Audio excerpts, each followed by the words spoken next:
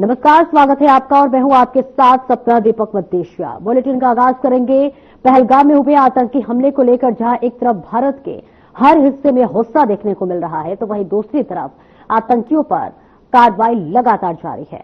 6 आतंकियों के घरों को ध्वस्त कर दिया गया है। पहलगाम हमले को लेकर जम्मू कश्मीर में लगातार हलचल तेज है।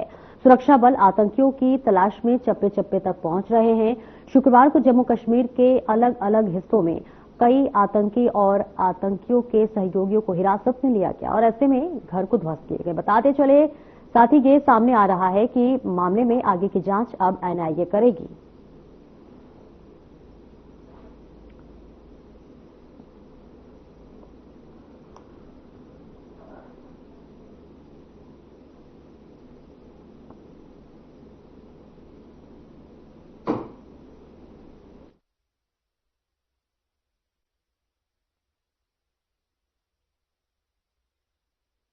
पहलगाम में हुए आतंकी हमले के बाद सीएम नायब सिंह सैनी का भी सख्त रुख देखने को मिला है।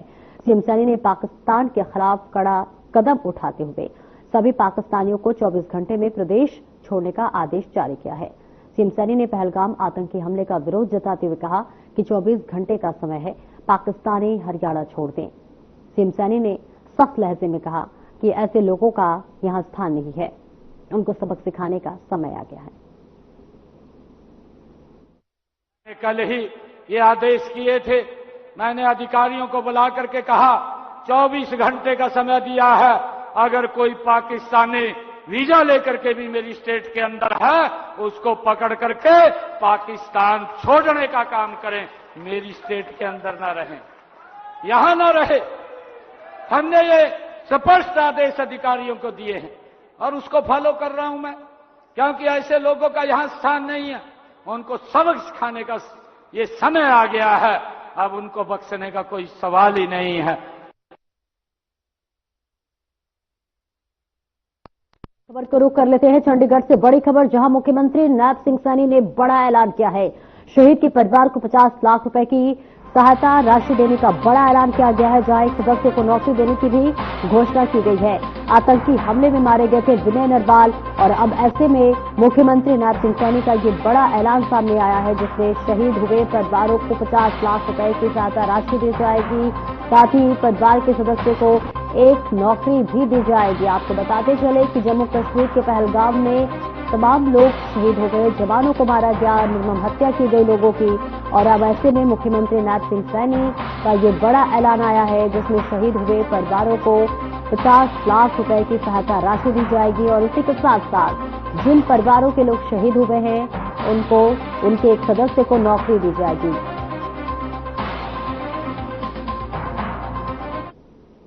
मुख्यमंत्री नायब सिंह सैनी ने सिरसा से एक साइक्लोथॉन को हरी झंडी दिखाकर रवाना किया। इस दौरान सिरसा के स्थानीय विधायक भी मौजूद रहे। इसी के साथ एक डॉक्यूमेंट्री का प्रसारण कर साइक्लोथॉन के बारे में जानकारी दी गई। आपको बताते चले कि मुख्यमंत्री नायब सिंह सैनी ने मौजूद लोगों को संबोधित भी किया। सीएम नायब सिंह सैनी ने कहा कि जहां एक तरफ लोगों को नशा न करने की शपथ दिलाई, तो वहीं दूसरी तरफ साइक्लोथॉन में भारी संख्या में पहुंचने पर लोगों का आभार भी जताया।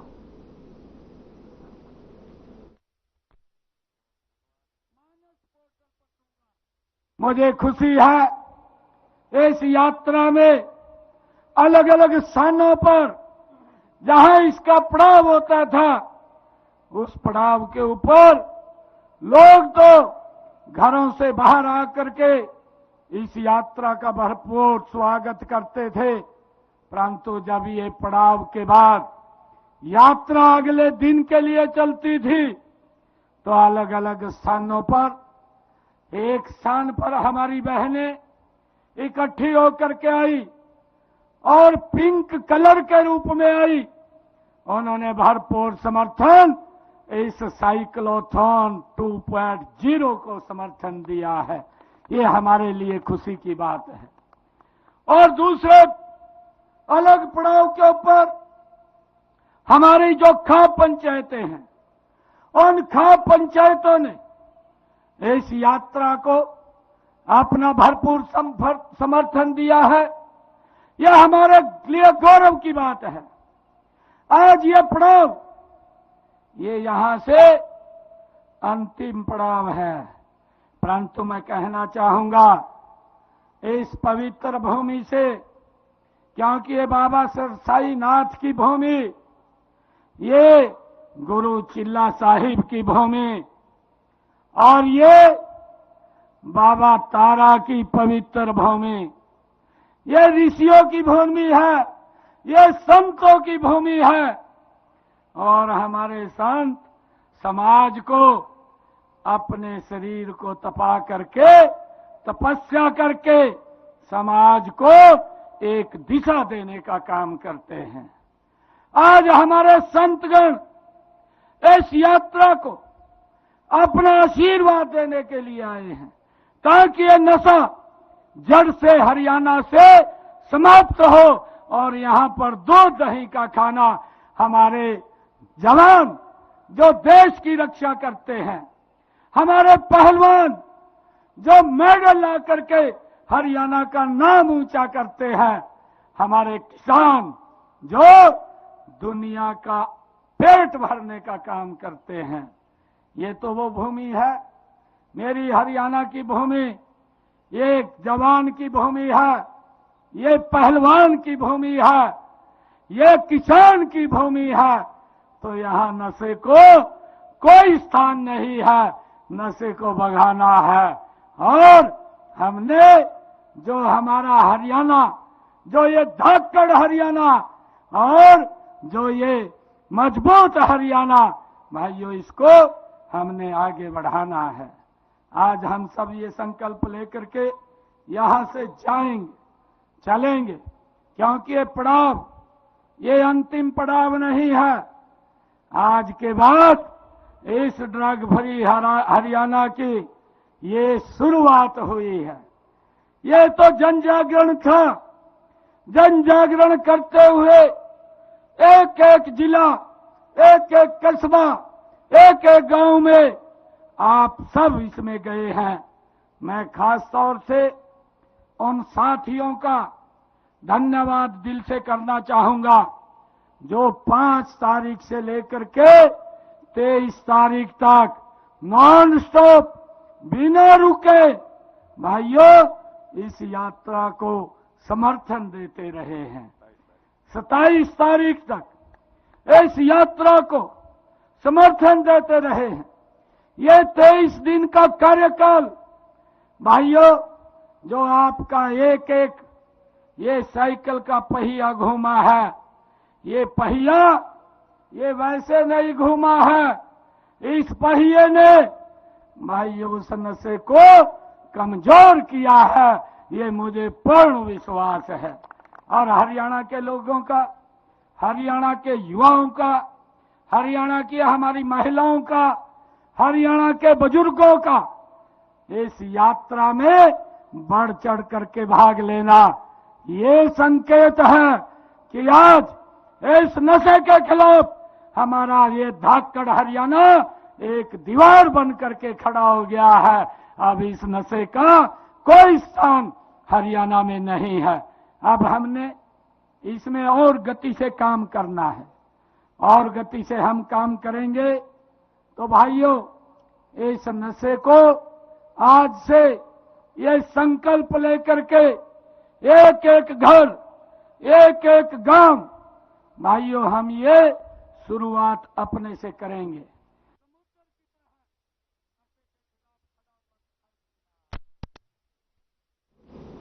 सीएम नायब सिंह सैनी शनिवार को सिरसा के मीरपुर कॉलोनी में पहुंचे, जहां उन्होंने नायब सूबेदार राव बलदेव सिंह को श्रद्धांजलि अर्पित की और उनके परिवारजनों से भेंट कर संवेदनाएं व्यक्त की।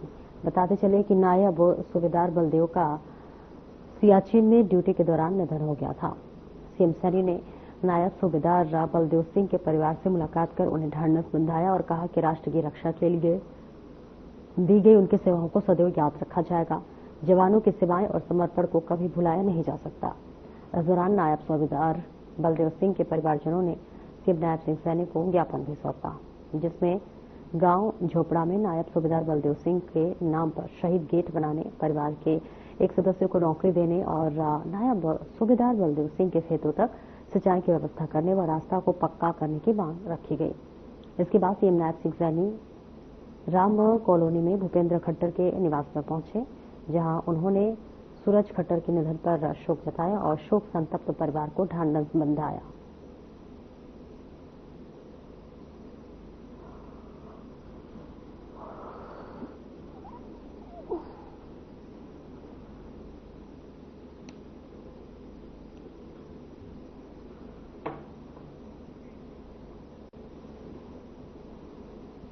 और वहीं मुख्यमंत्री नायब सिंह सैनी ने सिरसा जिले को करीब 61 करोड़ 33 लाख रुपए की विकास परियोजनाओं की सौगात दी है।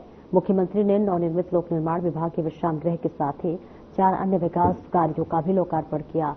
आपको बताते चले कि मुख्यमंत्री नायब सिंह सैनी ने सिंचाई एवं जल संसाधन विभाग के 2 प्रोजेक्ट, चौधरी देवीलाल विश्वविद्यालय और लोक निर्माण विभाग के एक प्रोजेक्ट का लोकार्पण किया। उन्होंने कालावली विधानसभा क्षेत्र में 994,54,000 की लागत से गुढ़ा डिस्ट्रीब्यूटर का जीर्णोद्धार तथा डबवाली विधानसभा क्षेत्र में 609 लाख रुपए की लागत से डबवाली डिस्ट्रीब्यूटर के नवीनीकरण कार्य का लोकार्पण किया। और इसके अलावा सीएम सैनी ने 2051.12 लाख रुपए की लागत से चौधरी देवीलाल विश्वविद्यालय में बने नए शिक्षा ब्लॉक नंबर 5 का उद्घाटन किया।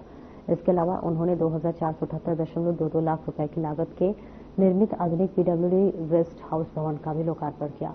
इस मौके पर मुख्यमंत्री ने जन समस्याएं सुनी और अधिकारियों को जल्द से जल्द समाधान के निर्देश दिए।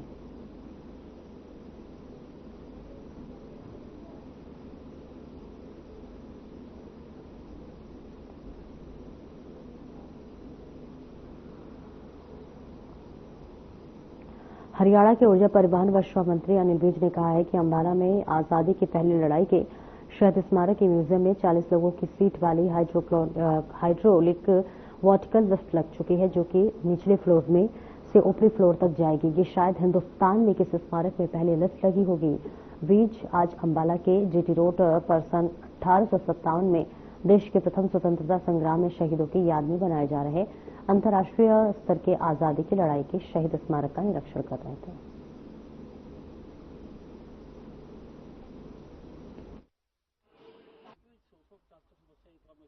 बहुत तेजी से काम चल रहा है और काफी इस वक्त 150 के करीब जो आर्टिस्ट, कर्मचारी, अधिकारी इसमें लगे हुए हैं। और हम तो जितनी बार आते हैं यहाँ पे कोई ना कोई नई चीज देख के जाते हैं। आज भी हमने नई चीजें देखी हैं। आज उस लिफ्ट की भी हमने देखा है जो 40 लोगों को इकट्ठा निचले फ्लोर से ऊपरी फ्लोर पर लेके जाएगी। शायद ये हिंदुस्तान की पहली लिफ्ट है 40 सीटों वाली। वो भी देखा है क्योंकि दूसरे फ्लोर पे जाना, फिर तीसरे फ्लोर पे जाना, रैंप भी बनाए हैं, सीढ़ियां भी बनाई हैं, और लिफ्ट भी हमने हर जगह पे प्रावधान किया है कि हर जगह पे जो हमारी लिफ्ट हो। ऐसे कमल के फूल में हमने 2 लिफ्टें लगाई हैं, हाई स्पीड लिफ्टें हैं वो, और वो 12वीं मंजिल पे लगभग 65 मीटर में। अनूर में शनिवार की सुबह दिल्ली मुंबई एक्सप्रेसवे पर तेज रफ्तार पिकअप का कहर देखने को मिला, जिसमें 11 लोगों को कुचल दिया। हादसे में 6 महिलाओं की मौत हो गई, जबकि 1 पुरुष और 4 महिलाएं गंभीर रूप से घायल हैं। हादसा इतना भयानक था कि कई शवों के 2 टुकड़े हो गए। ये सभी एक्सप्रेसवे पर सफाई का काम करने आए थे। बताया जा रहा है कि मरने वालों में 4 महिलाएं एक ही परिवार की थी। हादसे की सूचना पुलिस को दी गई। हादसे के बाद टक्कर मारने वाले पिकअप का ड्राइवर गाड़ी मौके पर छोड़कर फरार हो गया है। फिलहाल शिकायत के बाद पहुंची पुलिस ने घायलों को अस्पताल भेजकर आगे की जांच शुरू कर दी है।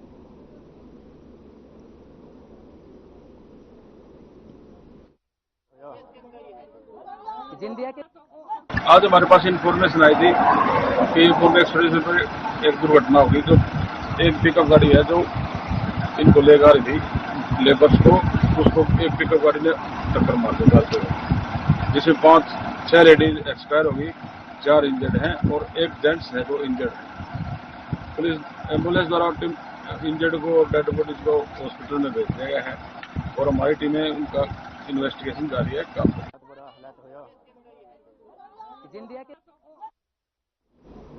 और आगे बढ़ेंगे, लेकिन उससे पहले महेंद्रगढ़ से बड़ी खबर आपको दे दी, जहां पर नौ हादसे का आरोपी काबू कर लिया गया है। जी हां, गिरफ्तार कर लिया गया है। पिकअप चालक मोनू को काबू कर लिया गया है। दिल्ली मुंबई एक्सप्रेसवे पर लोगों को कुचला था, जहां 6 महिलाओं की हादसे में जांच चली गई थी।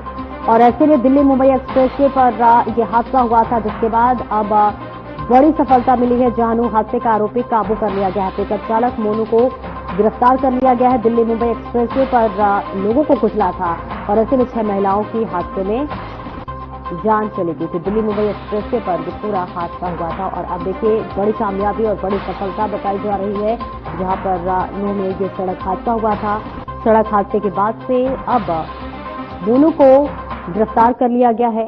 बताया जा रहा है जी कि अब ये तस्वीरें भी आ गई है, जहां पर अब आरोपी को गिरफ्तार कर लिया गया है। नूह हादसे का ये आरोपी है, मोनू नाम है इसका। अब इसकी गिरफ्तारी हो चुकी है। बड़ी सफलता और बड़ी कामयाबी बताई जा रही है। जानू हादसे में आरोपी को गिरफ्तार कर लिया है। आपको बताते चले कि यहां हादसे में कई लोगों को इसने कुचला था और कई बार आपको बताते चले कि कई लोगों की जान चली गई। हालांकि देश के प्रधानमंत्री नरेंद्र मोदी ने इस पर दुख भी व्यक्त किया है, लेकिन इस बीच ये बड़ी सफलता और बड़ी कामयाबी मिली है, जहां 6 महिलाओं की जांच की जा रही है।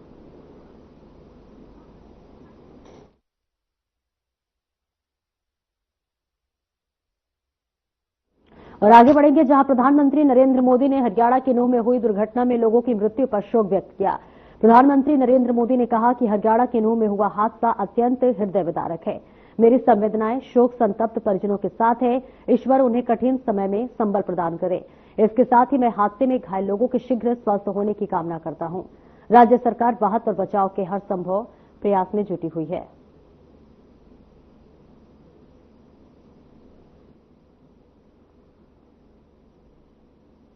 और आपको बताते चले कि नूह में जिस तरह से सड़क हादसा हुआ, उसके बाद से देश के प्रधानमंत्री नरेंद्र मोदी ने ट्वीट किया है और उन तमाम लोगों को श्रद्धांजलि दी है जिन्होंने अपनी जान गंवाई है। तस्वीरें आपको दिखा रहे हैं जहां पर देश के प्रधानमंत्री नरेंद्र मोदी का ये ट्वीट है, जहां उन्होंने उन तमाम लोगों को श्रद्धांजलि व्यक्त की है जो नूह में सड़क हादसा में अपनी जान गंवा दी थी। हालांकि देखिए आरोपी को काबू भी कर लिया गया है। बड़ी सफलता और बड़ी कामयाबी भी मानी जा रही है।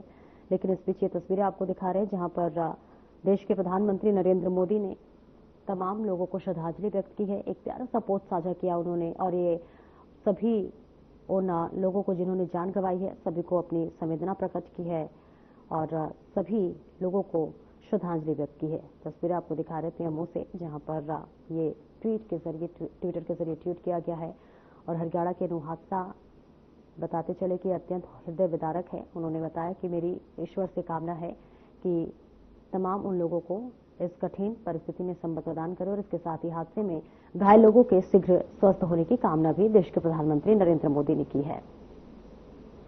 और आगे बढ़ेंगे, जहां कैथल के गांव सिणन की रहने वाले युवक को विदेश भेजने के नाम पर अपहरण करके लाखों रुपए फिरौती मांगने के मामले में पुलिस ने महिला आरोपी सहित 6 आरोपियों को काबू कर लिया है। ऐसे में साथ ही अपहरण किए गए युवक को भी रिहा करवाया गया है। आरोपी अपहरण के बाद युवक जम्मू ले गए थे, जहां पर फोन करके परिजनों से फिरौती मांगी गई थी।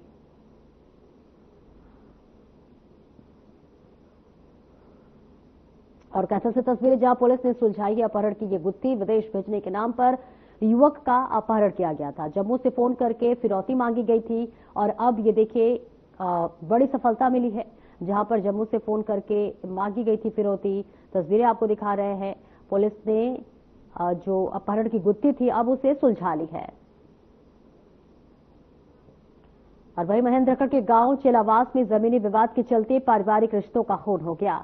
शुक्रवार शाम को कलयुगी पोते नरेंद्र ने अपने दादा दयानंद की कुल्हाड़ी से निर्मम हत्या कर दी। घटना के बाद गांव में सनसनी फैल गई। परिजनों के अनुसार परिवार में लंबे समय से जमीन के बंटवारे और लोन की राशि चुकाने को लेकर विवाद चल रहा था। वहीं चेलावास में जमीनी विवाद के चलते पारिवारिक रिश्तों का खून हो गया। घटना के बाद गांव में सनसनी फैल गई। परिजनों के अनुसार परिवार में लंबे समय से जमीन के बंटवारे और लोन की राशि चुकाने को लेकर विवाद चल रहा था। सूचना मिलते ही पुलिस मौके पर पहुंची और शव को कब्जे में लेकर पोस्टमार्टम के लिए भेज दिया। पुलिस ने आरोपी नरेंद्र को हिरासत में ले लिया है। फिलहाल पुलिस पूरे मामले की गहनता से जांच कर रही है और शव का महेंद्रगढ़ के नागरिक अस्पताल में पोस्टमार्टम कराया जा रहा है।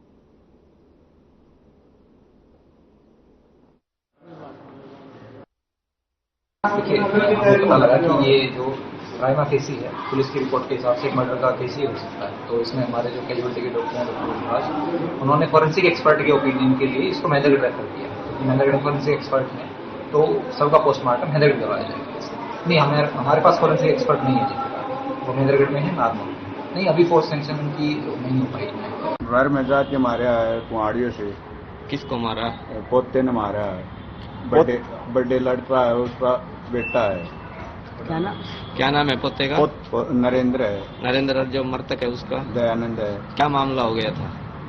दिन में पंचायत हुई थी, उसने लोन ले रखा था। किसने?